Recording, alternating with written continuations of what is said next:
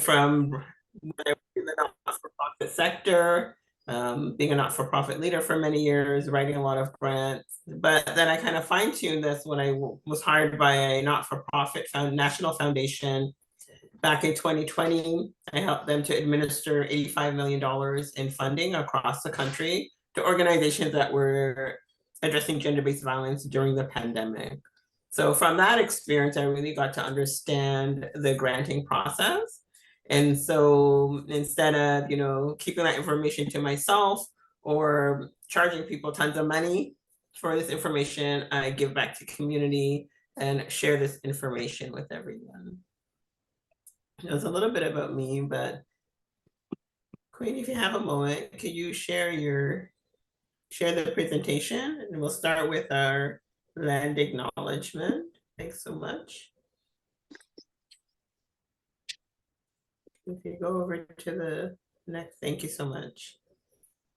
So I live in Ajax in the east end of the GTA. So I acknowledge that the land on which I live, work, and play is located on the traditional territory of the Huron-Wendat, the Haudenosaunee, and the Mississauga.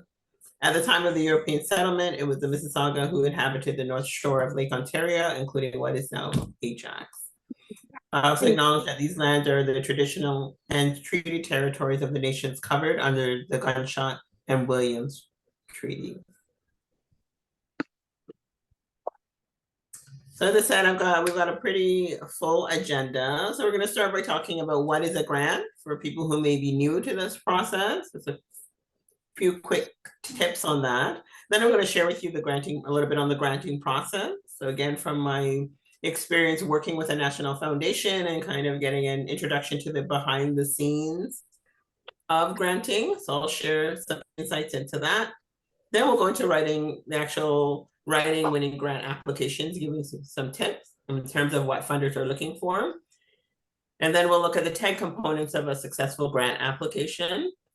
And then we're going to wrap up by looking specifically at the Resilient Communities Grant from the Ontario Trillium Foundation. But we're going to start with a prize giveaway. So that's right, we're giving away prizes. So we're going to give away the first prize to the person who joined the webinar first. So that was LaShana Lynch. You were the first person in the waiting room. And so for that, you win a prize. It's a $20 Tim Hortons e-gift card. Just make sure that we have your correct email address, and we will email that to you tomorrow. So congratulations, you are the winner of the first prize. Because of course it's fall now. It's time for like pumpkin spice muffins and lattes and all that stuff. So right, everyone could use a Tim Hortons gift card, right? So congratulations to you. All right, let's get started so welcome to everyone. I know people are still joining. You're not late, we're just getting started, but we've got lots of information to cover. I also want to leave time for your questions at the end. So we're just getting started now. So I wanted to just share with you a little bit about what a grant is, because for some people, granting is new. So I'll just give you a quick overview of what a grant is. So a grant is a non-repayable contribution made to not-for-profit organizations, registered charities, and businesses. So it's non-repayable, so it's not a loan. You don't have to pay the money back. So it is essentially free money for your organization. So grants are fabulous because of that, right? Who doesn't like free money? We all like free money, right? So that is, in a nutshell, what a grant is. So how do grants work? First, grants are time limited. So you get funding to cover your project or activities for a specific amount of time. Your grant funds can be used for different expenses, including your programming costs, maybe staff salaries, admin or overhead, and sometimes for capital expenses. And we'll talk a little bit about capital expenses. Of course, to receive a grant, you usually have to submit a proposal or application to the funder. And if you are successful, then you will enter into an agreement with the funder. So you're entering into a contract with the funding organization. And in that agreement, it will outline your roles and responsibilities as well as their roles and responsibilities. At the end of the funding period, you are required to submit a report. Sometimes you have to submit a report, what's called an interim, so like midway through the granting period. So you have to explain what you did with the funds, who benefited from the funding, as well as a final expense report. So that's pretty standard for most funders. Some funders require more detailed reports, and some require just a quick summary of what you achieved with the funding. So I'm going to share with you now a little bit about the grant review process. And if you have any questions, feel free to unmute and ask or drop it in the chat. Queenie's going to be monitoring the chat. So as you go along, feel free to do that as well, because we want this to be a bit of a conversation as well. So as I mentioned to you, I worked for that National Foundation for 2.5 years, and I was able to get exposed to what happens when you hit submit on that grant application. So what happens is there's kind of 2 levels of review of your application. One, the staff will usually review it. They're looking for, is your organization eligible to receive the funding? Right? So funders will outline which organizations can accept the funds in their grant guidelines. So the first level review is your organization eligible? If you are ineligible, then your application is kicked out, you get the decline email. All right, so ensure that you are eligible when you apply to the funding. So the next level of review is through their grant review teams. So most people don't know this, but it's usually volunteers who review the grant application. If people volunteer to sit on these committees, usually in a group of 2 or 3 persons. They are assigned maybe 20, 30, or 40 applications that they have to review. So they are looking at more in depth at your actual applications. They're looking at your activities, eligible. Are they eligible expenses that you've included in your budget? They're going to assess your experience. Do you have the expertise to deliver the programming that you're proposing? And how does your organization address issues of equity and inclusion? So that the grant review teams are taking a more in-depth look at your application in that process. So they will score the applications and then recommend to the funder which application should be funded. The funder then reviews that list, determines how many of organizations off that list they can fund, because of course they only have a certain amount of funding to grant. And then the final part is the decision. They'll email you their decision. Of course, everything is online now. And if approved, they will also email you the funding agreement for you to sign and return before you get your first payment. So that happens. That could take anywhere from 8 to 16 weeks, depending how many applications they received. So it's usually, you're waiting from 2 to 4 months to receive a response because of all this activity that's going on behind the scenes.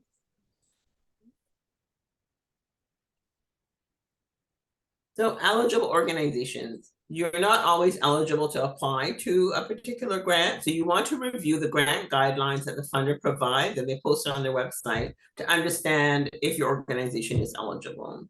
So for example, some funders can only fund registered charities. Others may accept applications from both not-for-profit organizations and charities. And that's not-for-profit organizations that are incorporated. And then lastly, occasionally, but not all the time, but occasionally there are some grants where funders will accept applications from organizations that are not charities and that are not incorporated groups. So they're called community groups, or they're called, like the Ontario Children's Foundation calls them, grassroots community groups. So those are the group that can access the least amount of funding, the community groups that are not registered or incorporated. And that's really, it's not because some funders prefer one type of organization over another.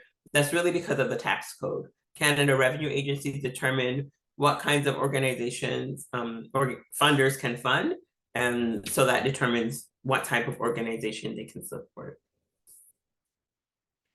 So often I get asked, where can people find information on grants? So funders will provide details on upcoming funding or granting opportunities, usually on their website, if they have an e-newsletter, which they all do, as well as on their social media pages. So if you have a funder in mind, a grant in mind, you want to subscribe to their e-newsletter so that you receive the announcement of the funding in your inbox. And usually they send out those e-newsletters before they announce it on social media. So instead of having to search, you might miss something in your feed or something. I prefer to have that information come directly to me in my inbox. You can also follow funders on social media. If you're active on social media, you can definitely start following them because again, they will announce it on their social media accounts. There are also lists that you can subscribe to and pay for, but these can be expensive. So I kind of like the free way of following, becoming familiar with funders and start following them and subscribing to their email so that you know when grants are opening. As well, I like to say there's two times of the year when grants are available, granting seasons. One is the fall, which is now, and the other is in the spring.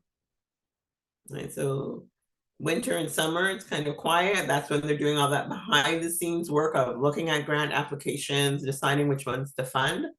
So grants are usually available in the fall and then again in the spring. So the next slide, I'm going to issue you an action item. Do you know of a funder? If you do, I want you to find them on your favorite social media platform. So whether it's Facebook, Instagram, Twitter, find them on your favorite social media platform and start following them. Or visit their website and sign up for their e-newsletter.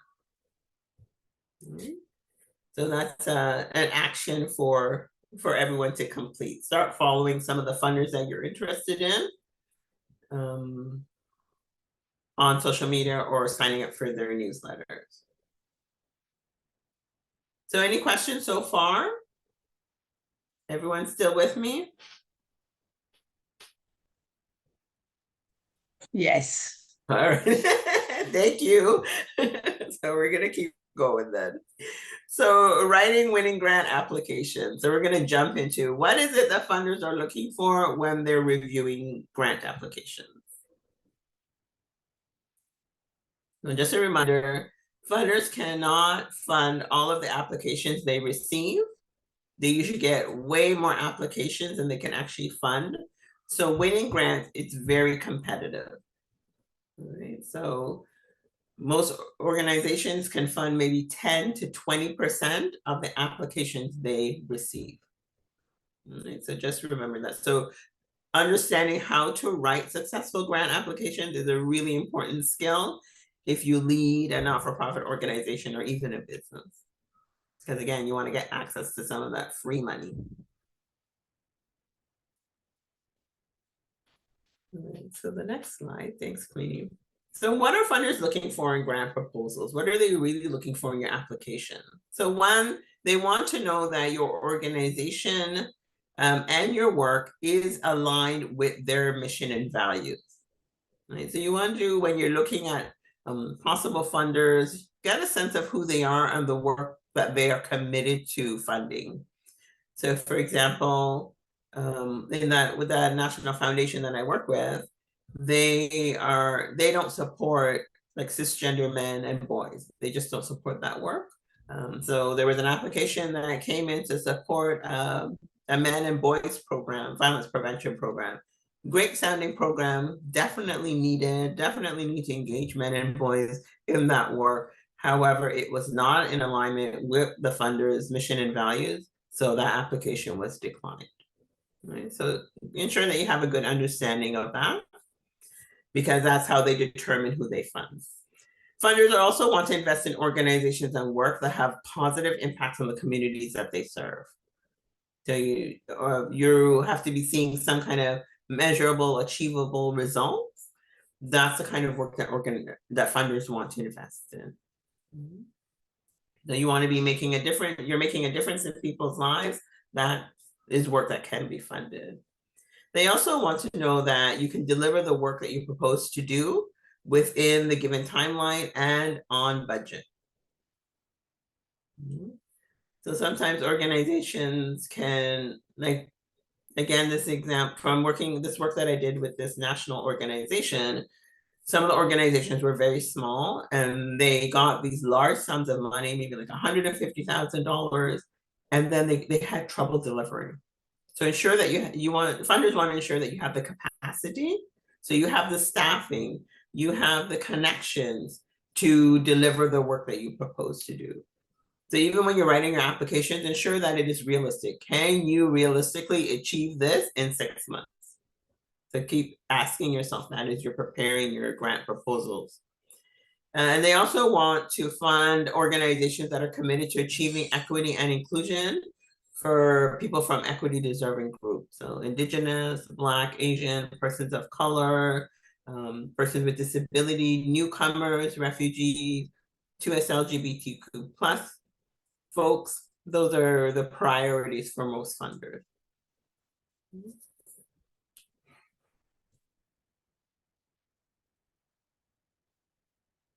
All right, so we're gonna next jump into the 10 components of a grant proposal. So most applications will include these 10 different sections, and I'm going to kind of dissect it and we'll pull it apart and understand what it is the information that you need to provide in each of these sections, okay?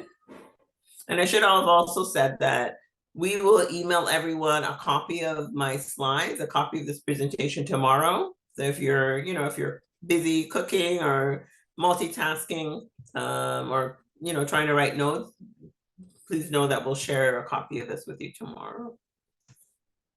Okay. So the next slide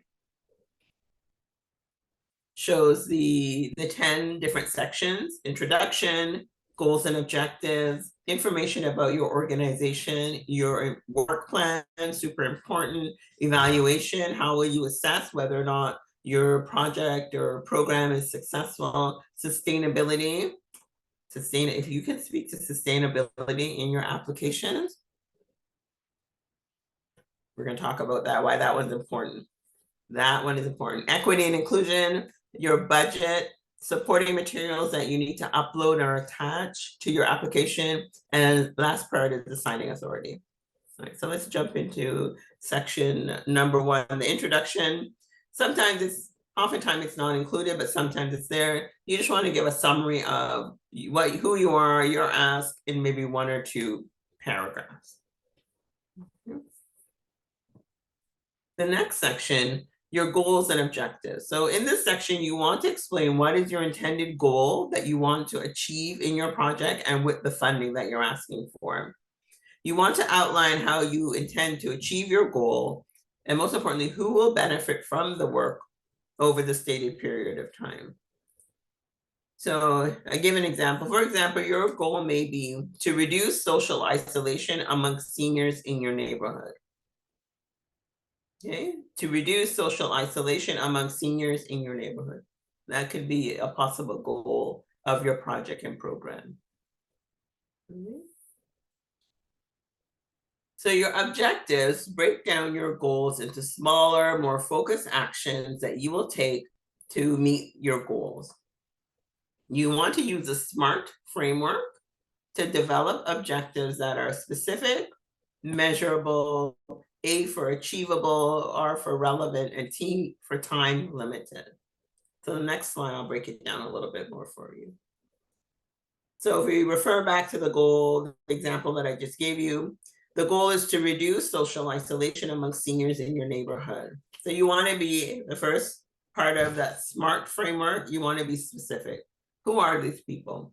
So adults or seniors age 65 plus, and the neighborhood, you might want to name your specific neighborhood. So I said Humber River Black Creek neighborhood, right? So it's specific to this group.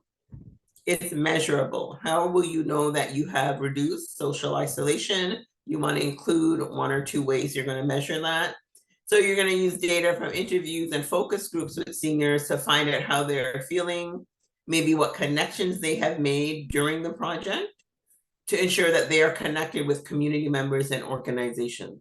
We know that social connections is an important way to reduce isolation among seniors. Once they're connected and feeling connected, feeling supported, but a lot of seniors live alone. We have a lot of seniors, that live alone. So they often feel, no one comes to visit, they might just get a phone call once a week. And of course that impacts their mental and physical health. So again, you want to be able, you may say you want to be able to measure the social connections that they form throughout the project that you've delivered. You want to ensure that it is achievable. So again, is this realistic? Is this goal realistic to achieve during the time frame of the funding? So you might say it's achievable if seniors, if they have family, extended family members, and the community are engaged and supported. So it's, it takes a whole community approach to reducing feelings of isolation among seniors. You want to ensure that the goal is relevant. So you might say that this goal is relevant to seniors, their friends and families, community members, and organizations. So it's relevant to, again, that wider community, not just individual seniors, but to the wider community that we have elders who feel supported, who feel connected, who are happy and healthy, right? That benefits everyone. And the T in the SMART framework is time limited. So you want to say how long it's going to take you to achieve this work. You might say this work may take a bit of time, so the program will be completed over 1 year, or maybe it'll be completed over 2 years or 3 years. So some grants, you can pick your time frame. You can say 6 months, 1 year, 2 years, 3 years. So you want to identify how long it's going to take you to achieve the goal that you have identified.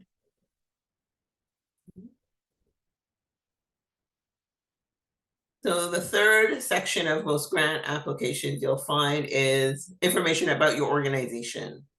So in this section of your application, you're going to provide detailed information about your nonprofit or charity, such as your legal name. That's important that you may have an operating name that's different from your legal name, but in your application, sometimes it'll ask for both, but you want to ensure that you include your organization's legal name. The contact person's name and details, and may ask who is the executive director, in addition to the main contact person. Of course, your address, your list of board directors, your mission and values, and year of incorporation if your not-for-profit is incorporated. So for me, because I do lots of grant applications, I keep a note on my phone or my cloud drive, so whether that's Google Note or whatever, or Google Doc, with this information, so I can quickly just copy and paste. Right, so you might want to start somewhere that you will find it handy, keep this information so that you can quickly copy and paste into applications that you're completing online. So your work plan, this is a really important section of your application, because this is where you outline exactly what it is you're going to do in the project or program that you're proposing in your application. So in the work plan, you want to list your activities and the timelines to implement these activities. So you can write, I like to write this as an itemized list. So instead of writing, like other sections of the application might be in paragraph form, but this one I always like to do it as a numbered list. And I'll show you on the next slide what I mean. So because online applications have a word count, and half the battle of the completing an application is getting your answer below the word, at or below the word count. So you have to do a lot of wordsmithing, taking out the, at, and getting those words out so you can get under that word limit.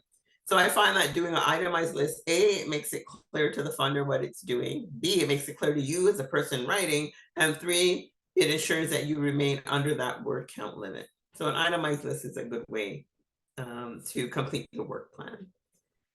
Some funders will provide a template for the work plan, others may not. So the Ontario Trillium Foundation grant that we're going to look at a little bit later, it's an open text box, if I remember. Yeah, it's just an open text box. So again, that you can just put in what format works for you. And so for me, that's a numbered list. So in this slide, I share an example of what your work plan can look like. So you see it's numbered 1 through 6. So September, we're going to start the project and we're going to start hiring staff. We're going to hire a project manager. October, that project manager is on board. Then they're going to start by finalizing the project work plan, etc. And then you're just going to go, if it's a 12-month or 24-month or a 3-year application, you're going to lay out, and maybe some, it might not be each month. It might be, October to November, we're going to do this, or, January to April, we're going to do this.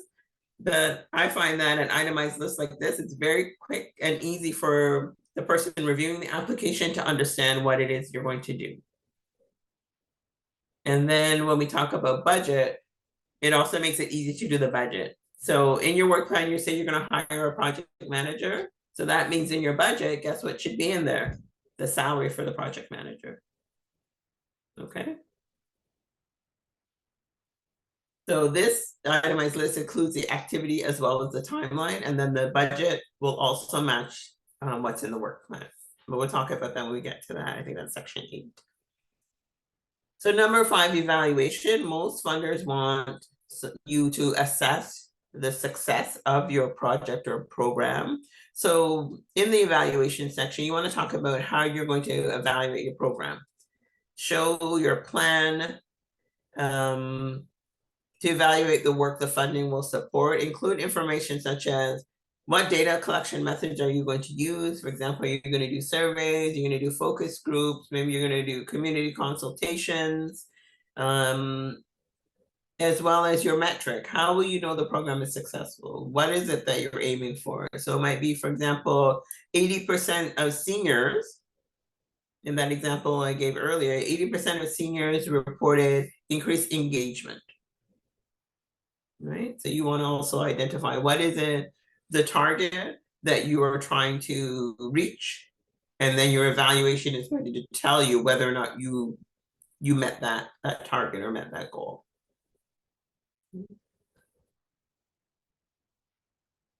So sustainability, this is a really good one.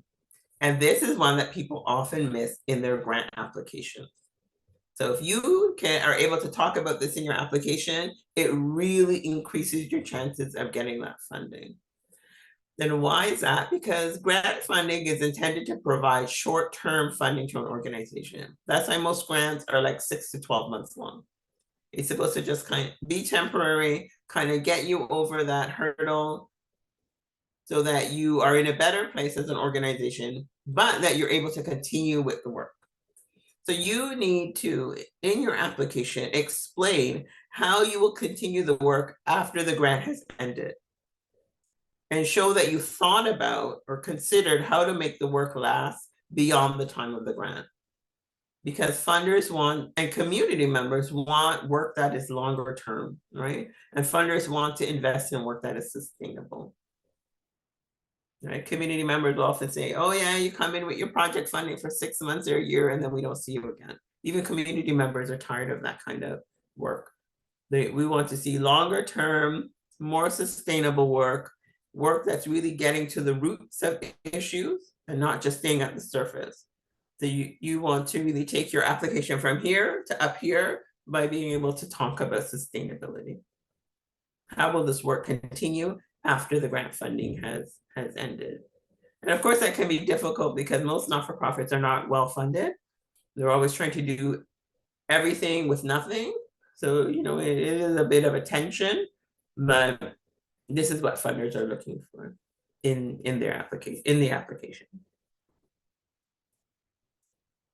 All right, equity and inclusion. This is also a really important issue for funders. They want you to explain how your organization increases equity and inclusion. And you want to do that with a few specific examples. So you may want to talk about the diversity of your board of directors. You may want to talk about if you have staff, that you have, staff that represents the community that you serve. So if you're an Indigenous organization, you want to talk about, right, or the Indigenous people that you employ. Or if you're a Black-led, Black serving organization, who are your staff, right? you might want to talk about how specifically, one or two examples of how you support folks from equity deserving groups. So this is a really important one. So again, from that work with the National Foundation, some of the applications we were looking at, again, they were proposing to do work with Indigenous communities, but then when we looked at them online, their board and their staff were all white people. So that made us feel that, okay, are you going to create more harm? Or are you really going to be able to work in solidarity with Indigenous communities and nations? Whereas an organization might say, we're engaging an Indigenous elder in this work. We've already consulted with the community, and this is what they've told us that they wanted. So if you can explain how you have taken that equity model, that equity approach to your work, then that will help your application. All right, the budget. This is a big one as well. Of course, every funding application and proposal must include a detailed budget. In the budget, you're really outlining how you're going to spend the funds that you've requested. So what activities are you going to fund? Are you going to carry out story as part of the funding application? So most times, these are the 5 categories that you'll find on the budget. Most often, funders will provide a template for your budget as well. So the first cost, of course, is salary, unless it's a capital grant, but most grants will allow you to include salaries. You want to include program costs, or what are the costs associated with delivering this program? So again, the example of seniors, maybe it's lunch every week, a hot lunch that seniors can get. Maybe it's someone coming in and doing exercises and nutrition workshops, and you have to pay that presenter. Maybe you'll cover transportation. Some of them take Wheel-Trans, they have to pay. You want to cover some of their travel or transportation costs. So you can include that in many applications under programming costs. Professional services, if you're going to hire a professional who is not staff to come in and support your project, most grants, you can include those costs. It might be, for example, you're an external evaluator, some kind of professional service, you can include it. Your administrative costs, such as rent, insurance, bookkeeping. Again, reading those grant guidelines, you'll know sometimes they'll let you do insurance legal audit, sometimes they won't. So again, you have to really understand and read those grant guidelines. Capital expenses, again, most grants that cover programming costs will not include capital expenses. Capital expenses are non-fixed assets. A bookkeeper or an accountant can explain it to you. So things like buying a building, major renovations, buying a car, those things are called capital, or considered capital, and are not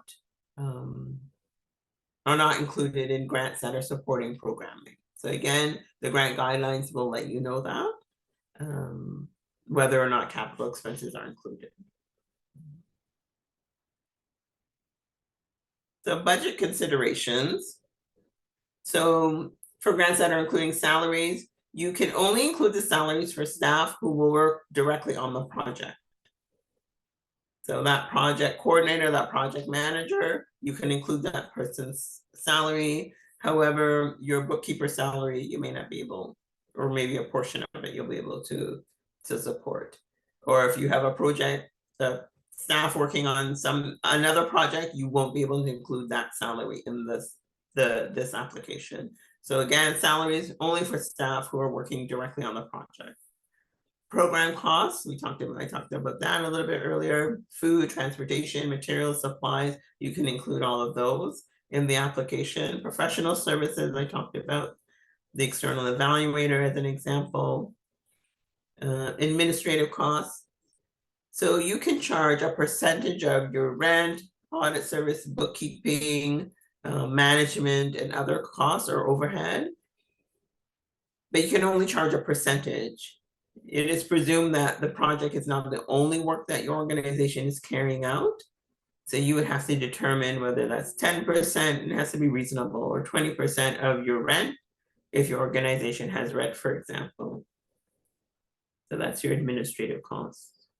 And most funders will cap how much admin costs you can include in your budget. As I mentioned earlier, remember to review the grant guidelines so you know which expenses are eligible.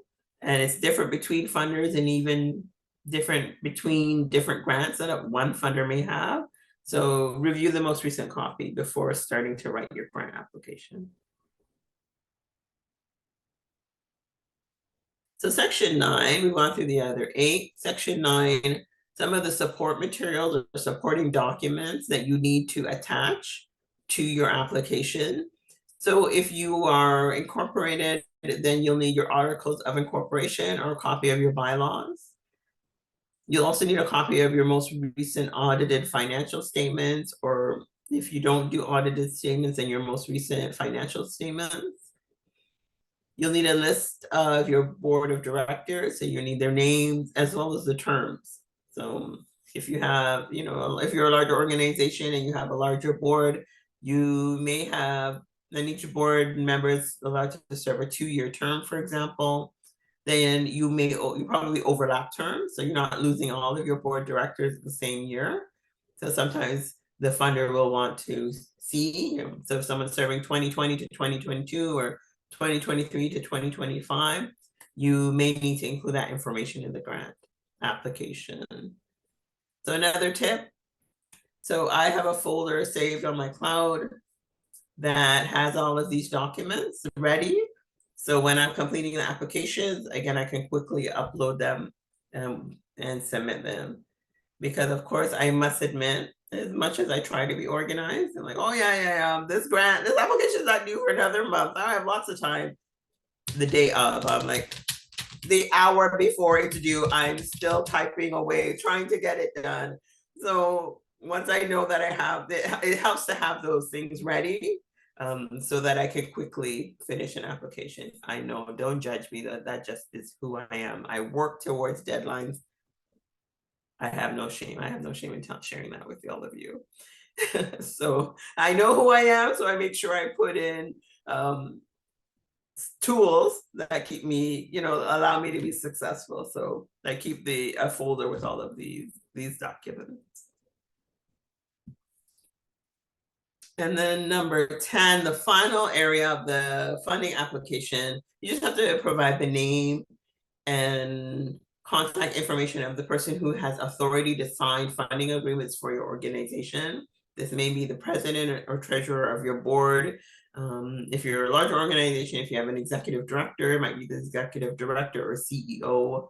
So you want to ensure that, so whoever's completing the application may not be the person who's the signing authority. So you want to ensure that you name the person who has that authority in your bylaws to sign off on funding agreements, because they're legal documents, right? So you want to have the person who can what's called binding the organization to the terms and conditions of the agreement or contract. Okay, and rarely, but sometimes the person needs to actually sign the funding application. Very rarely, but again, try and read through the application before you start writing it, so that you don't have any surprises at like 5 minutes before the application is due and you're working like this, and like, oh no, I needed someone to sign this. So is everyone okay? Those 10 components of the 10 sections of a grant proposal or application?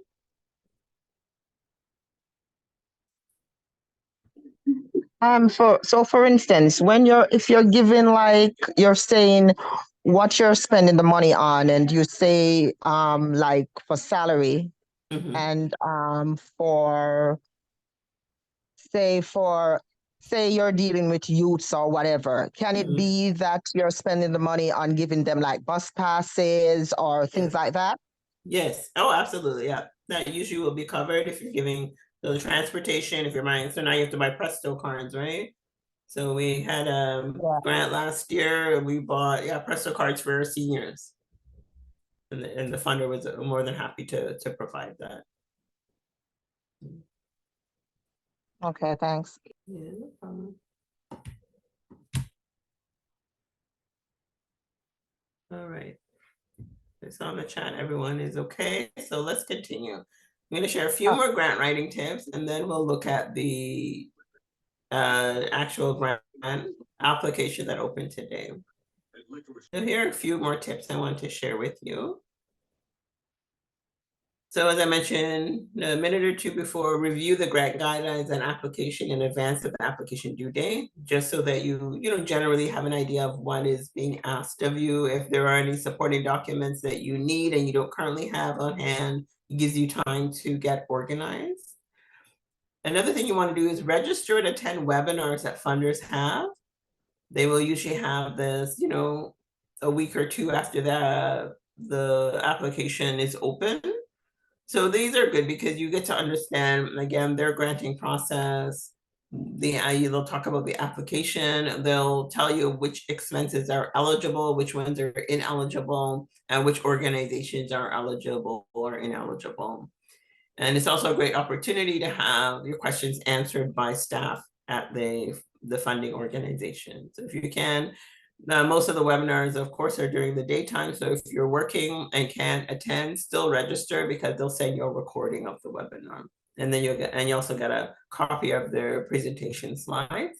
So definitely register and attend those webinars. Of course, give yourself enough time to complete and revise your application. Do not be like me, right? The day of, the hour before, working like, trying to get that application in, sometimes 1 minute before it's due. That's just who I am. It's just who I am. So don't be like me in this regard. So give yourself a bit of time to complete it. You may need to revise it. You may have to get some supporting documents. So give yourself, ideally like a week or two to work on the application. And as well, Alicia, you get me, a big procrastinator. I know I need to get over this. Provide a detailed budget and work plan, because of course, these are the important aspects of your application that the funder wants. So the more details you can provide in your budget or your work plan, the more helpful it is to that grant review team, those volunteers who are looking at it, and so that they can say yes to your application.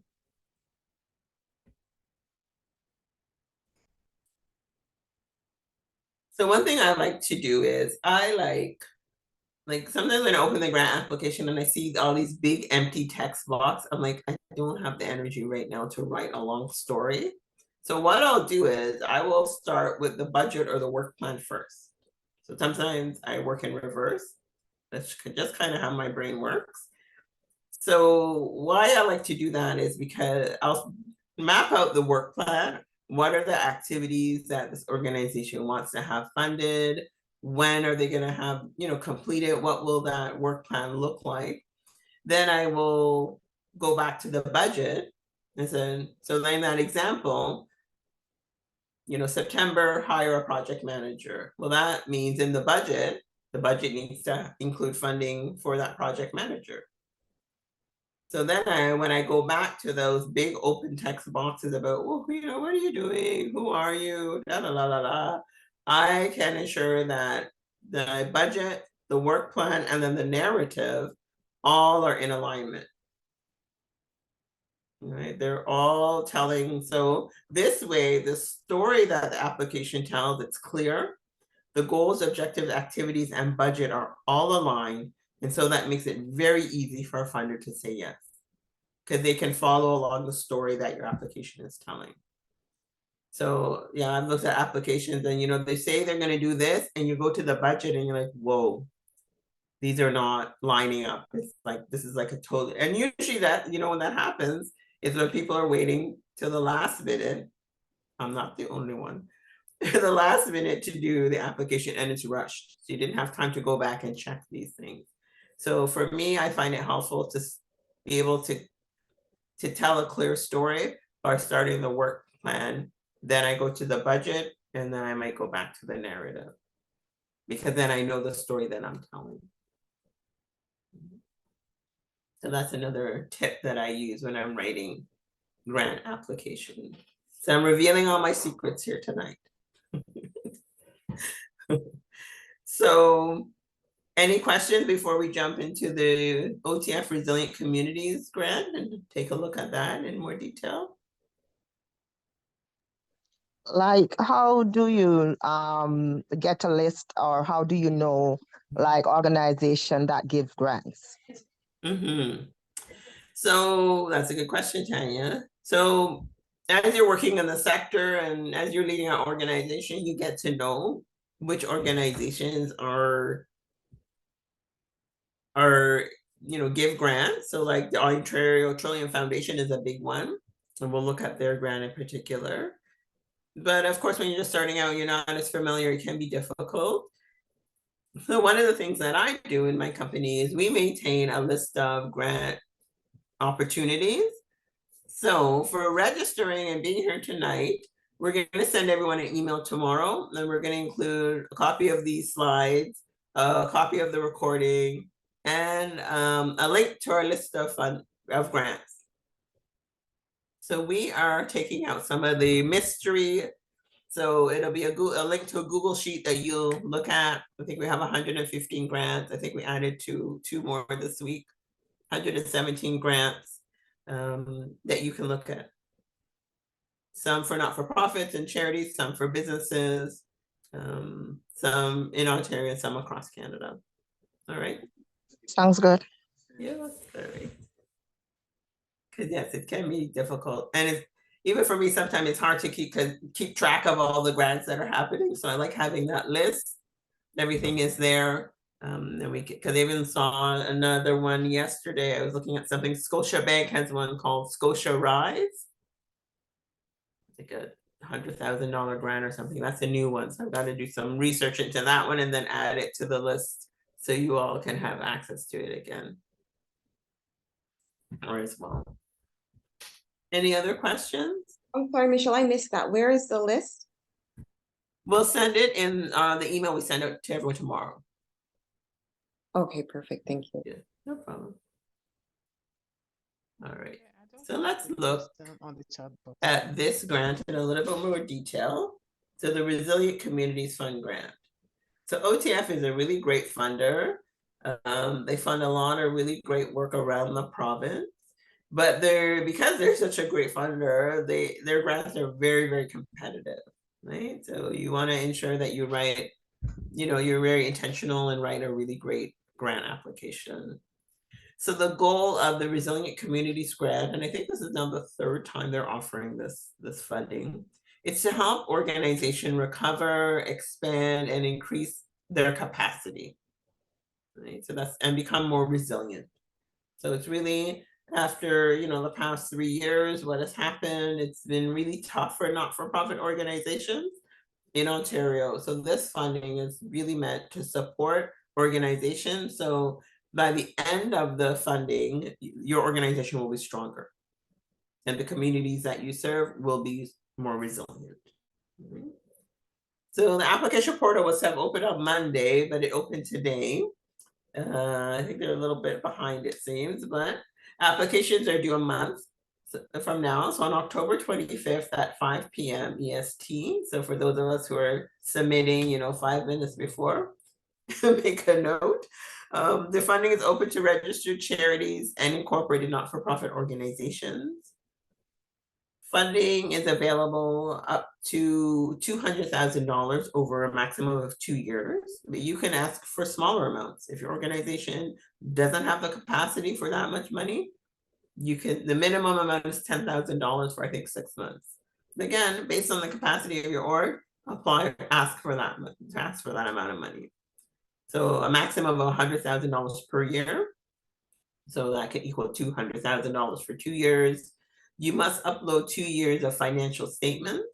So if you do audited statements, it should be audited statements signed off or approved by your board. Or and organizations, you must have at least 3 board members. And then they say that OTF is very specific around that. You have to, again, list the names of your board and their terms. And also that 50% of the board members have to be at arm's length. And what they mean by that, they can't be related to each other. They can't be family members. Okay.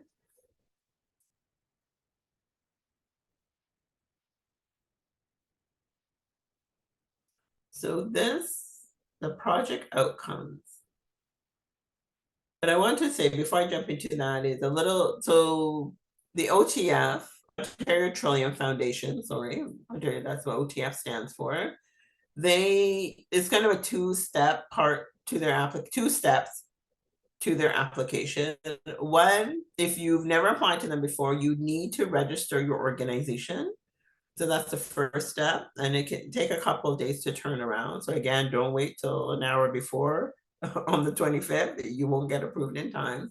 So if you're thinking about applying, you've never applied to them before, go online, register your organization. They will approve it, and once they approve it, then you will log in, and then you'll be able to open the application. Okay, so definitely if you're thinking about this grant and you never applied before, start tomorrow or this week or early next week by registering your organization.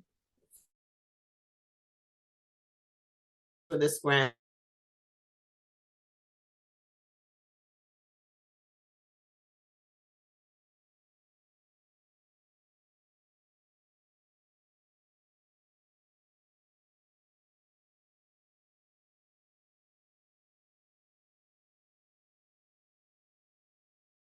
longer term sustainability of your org. You're going to use the funds, number 2, to support staff and volunteers to adapt to particular changes in the organization. So maybe you want training for them. Maybe you need mental health and wellness supports for staff and volunteers. Those are maybe some of the things that you will use the funding to pay for. Maybe you want to adapt, change, or add new programming to meet community needs. I know for a lot of organizations over the last few years, there have been new needs to address. So for example, an organization that I sit on the board for, we've switched to addressing a lot more social determinants of health as part of our work. Kind of new for our organization because of course how the pandemic and COVID really had some negative impacts on the Black and Caribbean community. So we kind of had to shift some of our programming as in response to these needs. 4, and maybe adapting services that you have or expanding them again to meet increased or new community needs. And then the 5th one, again, you may need to buy equipment or maybe some technology to improve because of public health guidelines or to be better prepared for future events that may happen. So these outcomes are very specific to that resiliency that they're hoping to invest in organizations across the province. So for this grant, some of the eligible costs, staffing, non-staffing that we talked about. So travel, bus fare, food, maybe workshop, paying for a presenter to come in, paying for materials or supplies, etc. Overhead and administrative costs. So again, rent, utilities, some of those costs, but the OTF or Ontario Trillium Foundation, it's a maximum of 15% that you can ask for. Ineligible costs, so core expenses. So again, you can only request funding for costs that are directly related to the project or program. Your core expenses would not be considered part of the project or program. So sometimes people get confused about that. So again, you can only apply for funding to cover activities or expenses that are a direct result of whatever this new work is that you're proposing. Taxes, so if your organization owes taxes of some kind, property taxes or HST, if you're not a charity, you cannot use the funding to pay that. Renovations, again, it doesn't cover capital expenses, and fundraising. So it will allow you, like part of being more sustainable is that you need to improve or increase your fundraising, then they may cover like the cost of hiring a consultant to help you develop a fundraising plan. But what they won't cover is the actual cost of doing like a gala or some kind of fundraising event. The funding cannot cover that event.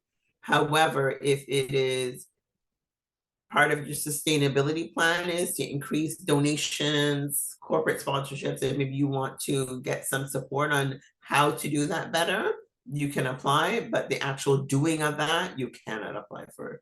I know it's a bit confusing. Sign up for one of their webinars. They'll explain it better than I can. All right.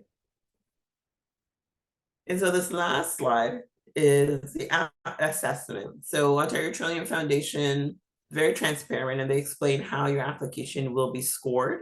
So again, that grant review team with the volunteers that I mentioned earlier, this is how they will be scoring your application. So 10% will be given to your current challenges. So yes, as part of this application, you will explain what are some of the current challenges that your not-for-profit has. So a big one for organizations the last few years has been fundraising. Donations are down this year and they were down last year as well. So that presents a challenge for organizations, of course. Not-for-profits rely a lot on cash donations. So maybe that's a challenge you'll identify. Another one that has emerged more recently, is a decrease in volunteers. A lot of organizations are finding it really hard to find people to volunteer their time and energy, and everyone is tapped out. I don't know what it is, but some organizations are finding it really difficult. So that may be a challenge that you would discuss, and how you want this grant, the Resilient Communities Grant, to help you increase, volunteer engagement, maybe do better fundraising or develop better partnerships, etc. So 10% of your application is on the challenges that you identify and explain in the application. The second assessment is, how do you support diverse, underrepresented, or vulnerable populations? So we talked about that equity and inclusion aspect. Funders are very committed to this, and they want to see that in the applications, and they're going to score you on that to ensure that you can speak to that. Strategy. So how are you proposing to do the work that you're doing? That's the big chunk of your application. That's 45%. And the process as well, 35%. So yeah, you can go on their website and see how they have this laid out as well, on their webpage. We also put together a Google Doc with the question. We kind of copied some of the question and put them in a Google Doc. So we will also include that in the email we send out tomorrow. Queenie, are you able to drop it in the chat for folks if they want to look at it now? The link to that Google Doc? If you're able to. Okay, thanks so much, Queenie. So you can then look at the questions in advance, maybe even draft up your answer on the Google Doc and then copy and paste it into the portal. Just when you get that Google Doc, just make a copy of it. You won't be able to edit the one that we send you, but just click on File and make a copy, and then it will save a copy to your Google Drive if you use Google Drive. If not, you can download it as a Word document or something, but you can, play around with that as well. So how was that? Was that a lot of information? I know. I feel like I was talking for like hours on end.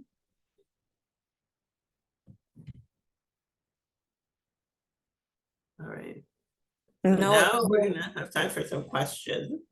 But before we do that, we're gonna do a second prize giveaway. Is that all right? Is everyone still paying attention? All right, let's see. So if you can unmute and tell me 3 of the 10 no. Let me just make it easy. If you can unmute and tell me the date and time when the Resilient Communities grant application is due. October 5th. October 25th. Judy, I think you were first. So I saw you unmute first. Let's see if you got it right. Judy, tell us. October 25th, 5 p.m. All right, woo!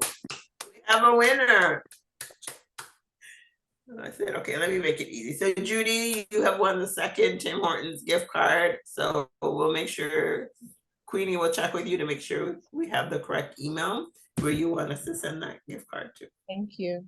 You are welcome. All right, everyone. So now it's time for your questions. So please unmute or drop in the chat any questions that you have. I know it was a lot. I mean, it felt like a lot of information, but yeah, let's take a few minutes and answer questions you may have.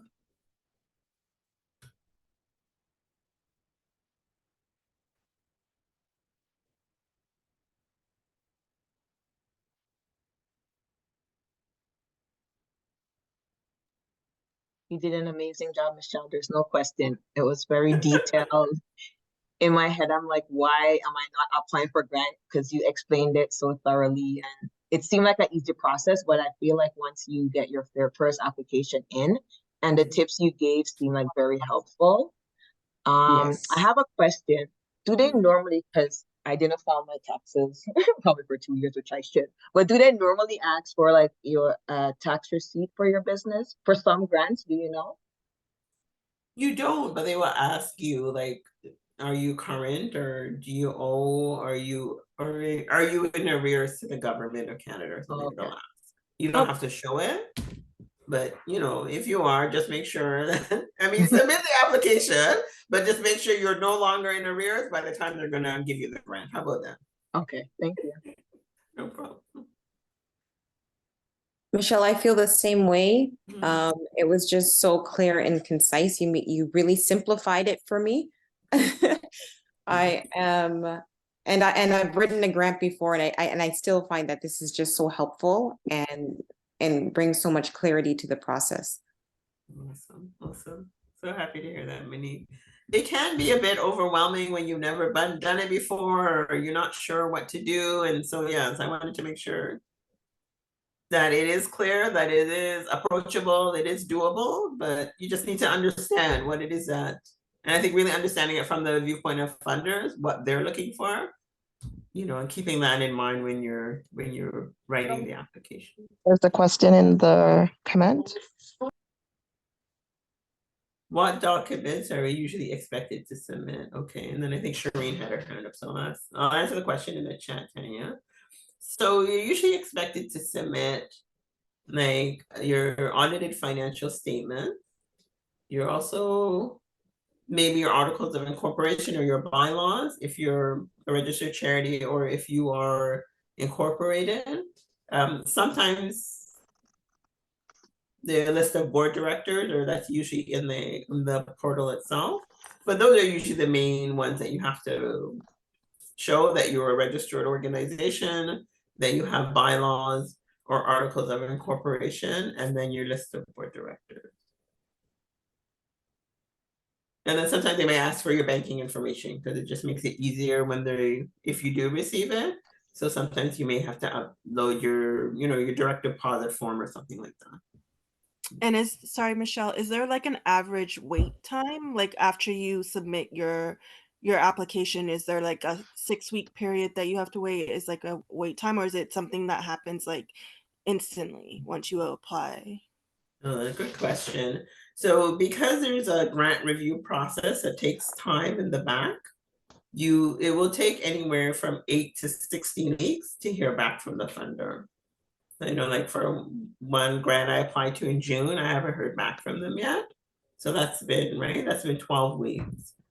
So usually the larger grants that get a lot more applications, it will take the foundation, the funder a little bit more time to review all the applications, decide which ones they're going to fund, to process all the grant agreements. Like you wouldn't believe how much time all of that takes. And so, seeing staff who are like, sometimes they don't sleep. They're just like during that period of the pandemic, and it was such mayhem. It felt like, but I mean, so they're working really hard to get things, to send you back a response. But I would, on average, I see it may take anywhere from 2 to 4 months to get a response. Yeah, Michelle, I want to ask this question.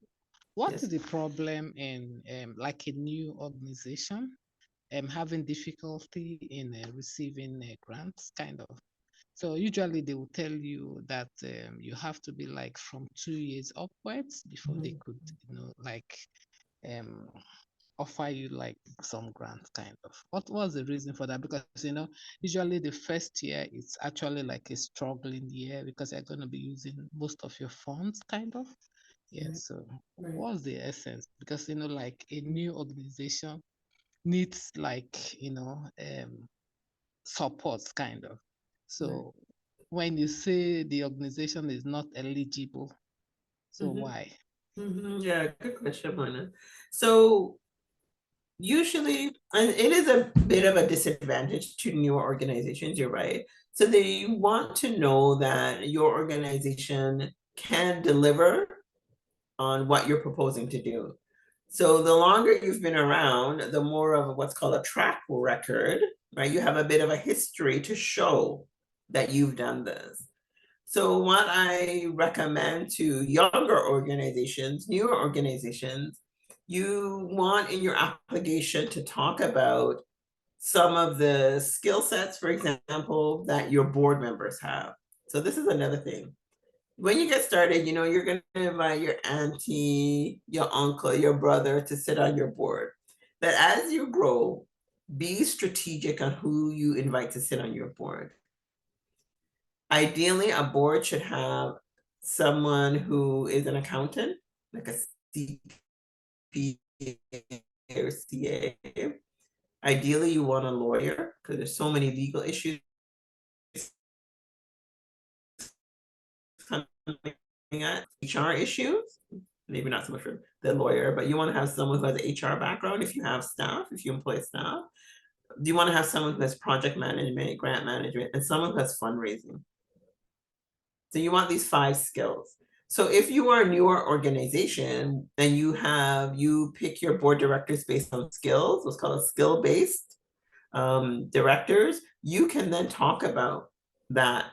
So you might say, like, for example, we will be able to deliver on this project because we have the expertise of an accountant, we have the expertise of a lawyer, and we have the expertise of an HR who will ensure that we deliver this program on time. Or you talk about your staff, the expertise of the executive director or the volunteers who are going to help to manage. So that's a way that I think you can try and get around that, being a new organization, not having that history of delivering projects and spending grant funds on time and on budget. The way to get around it is to talk about the people who are going to have some oversight to the project. So your board of directors, your volunteers, maybe your project advisory group or team. That's a way, I think, an important way you can address that. Thank you. No problem. So Shireen, was your hand up? Were you trying to ask a question earlier? Yes, one of the things that always stomps me, by the way, great webinar. Thank you. About the audited statement and the financial statement. Where does someone get an audited statement? So if your bylaws require you to audit your statements, then you'll have to use an auditor. So that's usually someone who's an accountant who specifically does auditing. So those things are normally what, $1,500, and for a small organization, my other question is, keep in mind that most small organization does not have that equity amount to spend on just an audited statement. What do we do in terms of some of the qualification that requires an audited statement or financial statement? Right. So sometimes it's not an audit. Like if you only have to produce audited statements if your bylaws says that. If your bylaws don't say that, then you just do regular financial statements. So your bookkeeper or accountant can prepare those. Yeah. Okay. Thank you. And again, the funder just wants to make sure that, there's no hanky-panky business going on with the money. They want to make sure that you're not in a huge deficit or that you have a huge surplus, because the surplus means you don't need the money. A deficit means like, whoa, right? The funder's going to say, what's going on here? So even in this OTF application, they say if you show a surplus or deficit, you have to give an explanation. So that's really why they want 2 years. They get to show that track record, right? That history of managing funds, managing them well, and delivering services to communities. Tanya, did you have your hand up a few minutes ago? Or did you? No. Oh, your question was in the chat, right? No, Okay. it was already asked and answered. Oh, okay, great. So I hope people feel more comfortable with submitting a grant application. Yes, no, maybe so. It is doable, but it does take practice. At least yes, has thumbs up. It takes practice, and it's a skill. It's a skill that you can learn, and it's a skill that you develop by practicing. So the more you do it, the better organized you are. As I said, have that information ready so that you can do that copy paste. Because most applications now, I'd say all applications now, you submit online. So being able to copy and paste information in there. And then start in the application where you feel most comfortable. So for me, it's the work plan and the budget. Decide where in there feels okay and start there. Kind of get comfortable, kind of get in a groove, and then go to the other parts. And because, as I mentioned, there are word count limits on each question, on each answer you provide. You're only allowed to use so many words or so many characters. A lot of your time will be spent on just editing it, because of course we're all long-winded. I know I can't be the only one. So you'll write 3 paragraphs and it's 500 words and you're only allowed 100. So then you have to spend time getting it down, cutting out 80% of what you really, really, really wanted to say. So that's another skill you develop in terms of being very concise and very succinct with your responses. Just get to the point. Which also means, like, sometimes people think you have to have a big university degree or use big words. No, absolutely not. The people reviewing your application have no time for that. So the more clear you are, the less wordy you are, it actually works to your favor. Because these people reviewing your applications may only have 15 minutes to look at your application. 15 minutes at the most, because they've got 30 other applications to look at. So if you get to what you need to say, say it very clearly and to the point, then it helps the funder to say yes to your application. So again, yeah. Question regarding this particular funding. You said something about 2 years. So you're saying that then your organization would have to be older than 2 years to apply for this funding? Yes, because you have to show that 2 years of statements. Now, okay. So if you're a new organization, maybe you're not a registered charity, maybe you're not incorporated. Another way you can access the funding is by partnering with an organization that is a registered charity. That organization will be seen as the applicant. So then in the application, it will be that you're using that organization's credibility, so to speak, even though you'll be the one delivering the work. So that's another way a new organization, a younger or smaller organization can still access these types of funds is by partnering with an organization that will, what's called trustee, will trustee the funding for you. Now, if you do if you do go into that trustee partnership, make sure you know the organization well. Make sure your values are aligned, because I've seen where partnerships have fallen apart because they weren't in alignment, and then they're coming back to the funder and it's like, we got to return, we need the money back. It can get really messy really quickly. So make sure you know the people, and make sure you have a written partnership agreement between the two organizations, outlining who's going to do what, how payments are going to be made. So it can be done, but just make sure It's done in a formalized way. Okay.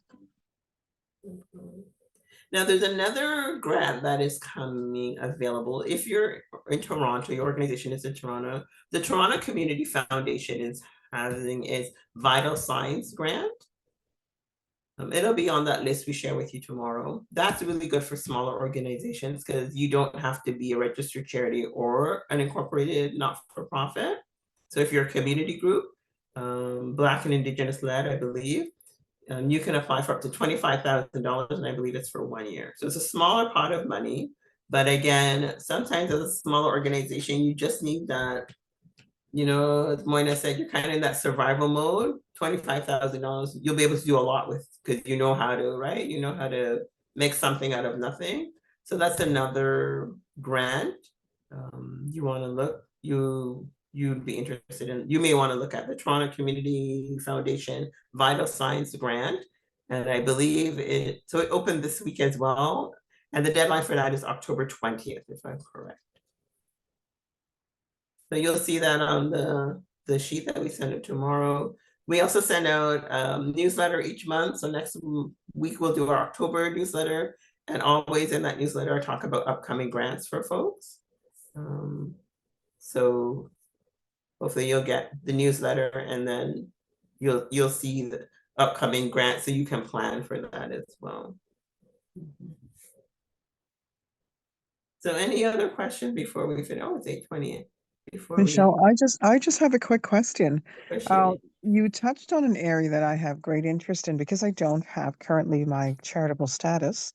I was looking to do a trustee agreement with someone on a larger capacity grant, but they are not quite understanding how that works. They've said we've survived without grants for 20 years, but they're struggling. So I'm saying we can partner on the grant for you to, but because of the lack of understanding, it poses a very difficult platform for me to sell the idea because they've been told it's not a good thing because the government is going to audit you if you take a grant. So that alone tells me that they don't have an understanding of what grant is all about. How can I revisit this conversation?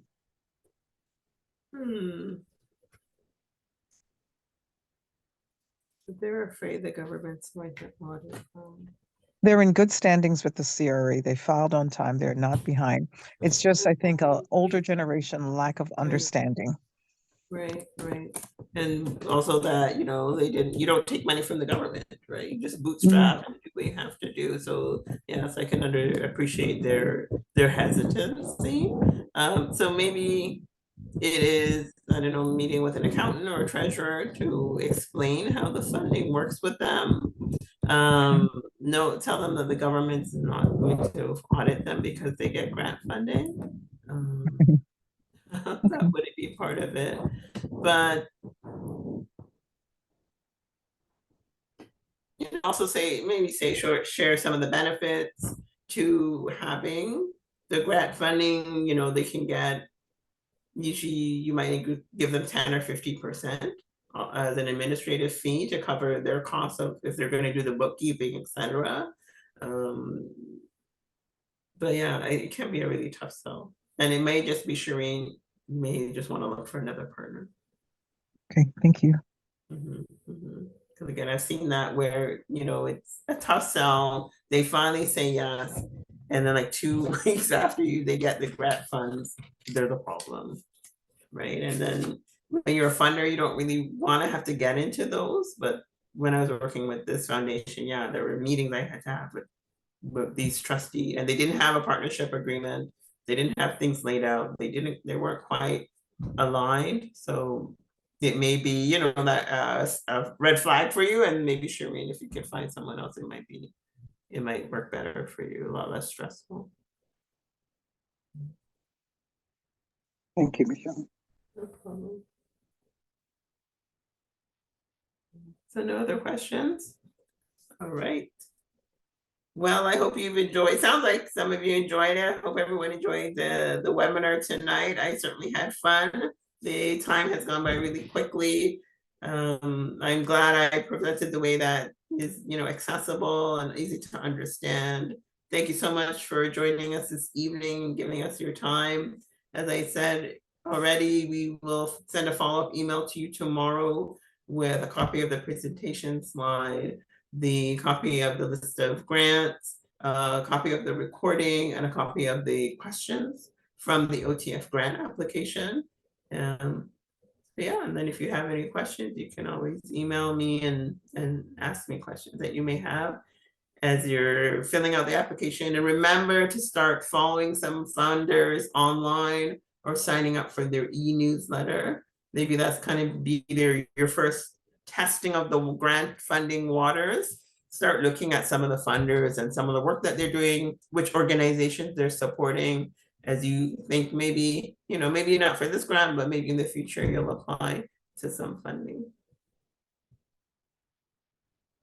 Okay, All right. great, thanks. Have a good night. Yes, have a great evening, everyone. Thanks. Thanks, Okay. Michelle. Have a good night, everyone. You Thank too. you, Michelle. Bye. Bye bye, everyone. Bye. Bye.